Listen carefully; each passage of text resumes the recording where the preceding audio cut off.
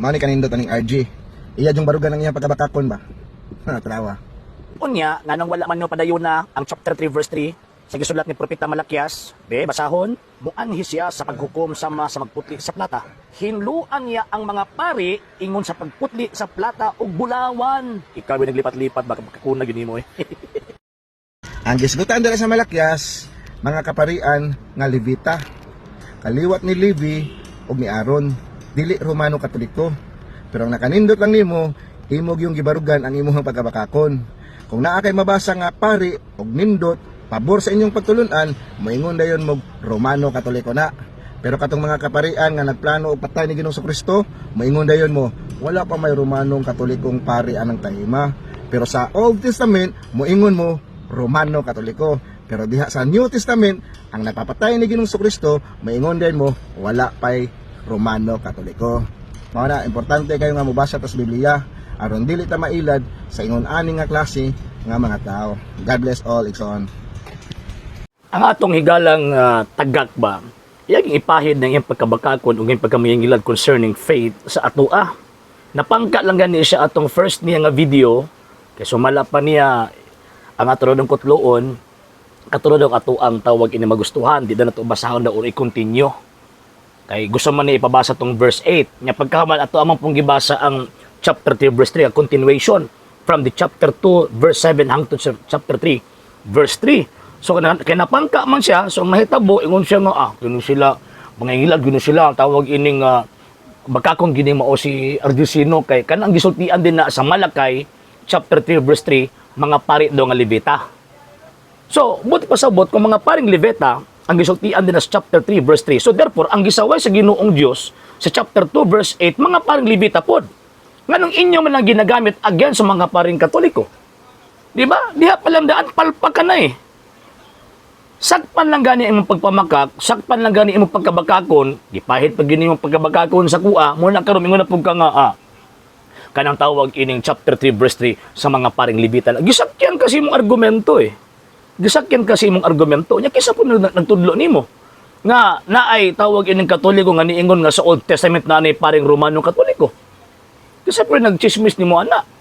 Nagagamit ang mga defensor Katoliko sa Old Testament passages concerning priest nga naman kay kabubuton sa Ginoong Dios nga ang mga lagad sa iyahang gitawag og katawhan og mag-offer sa iyaha og serbisyo mao ang iyang mga pari.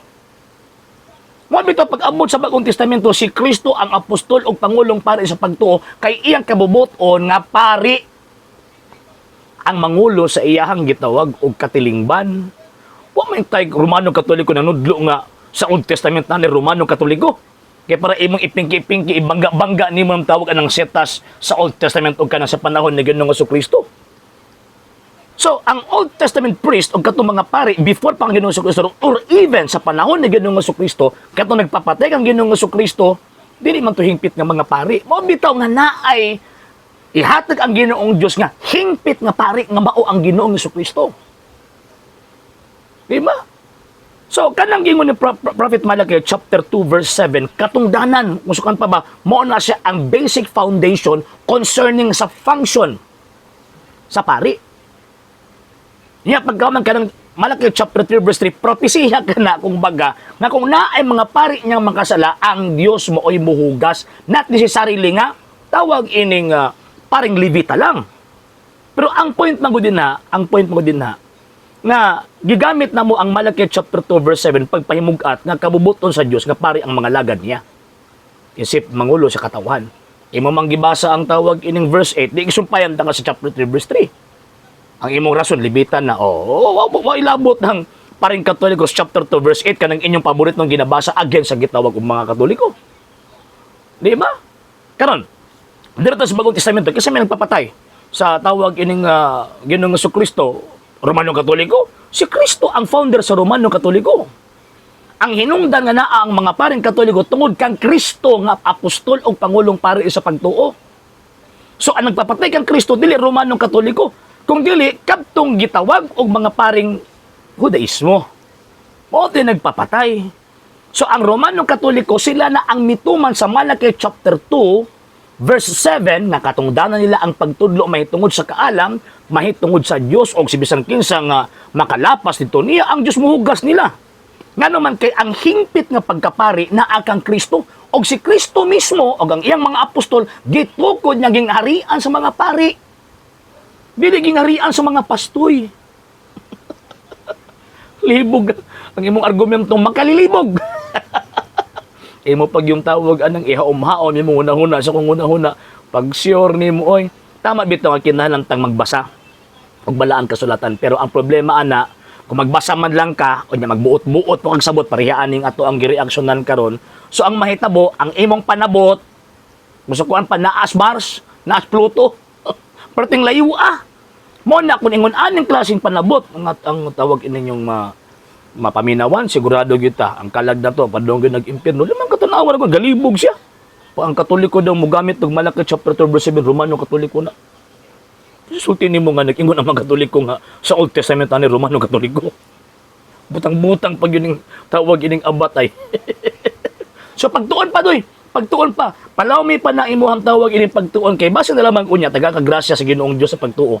Makatuod kas pagtuo nya pagkahaman makaplagan nimo ang kamatuoran nga amo ang gitawag o gibarugan dili kay kanang magbasa-basa ka lang nga minugna lang nimo yung pangunahuna or opinion ang imong interpretation maimperno ang anay imong style.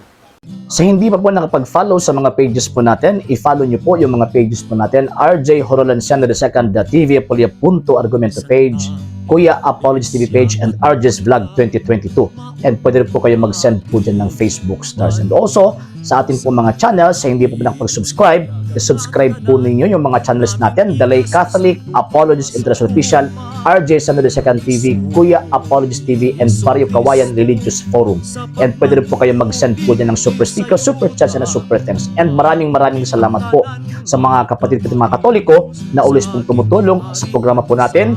Maraming salamat po. Nang dahil po sa tulong at suporta po ninyo ang programa pong ito, until now, andito pa rin po sa social media. And until din po, nangangailangan pa rin po tayo sa tulong at suporta po ninyo dahil wala po kami magagawa rito mga sir, mga ma'am, kung wala po yung tulong at suporta po ninyo. Sa gusto pong tumulong, sa gusto pong sumuporta, pwede po ninyong ipadala ang tulong at suporta po ninyo sa pamamagitan po ng ating mga account numbers dyan po sa ating pong screen. And pwede nyo po kaming i-message sa ating pong page kung via remittance po yung papadala po ninyo. Maraming salamat po in advance.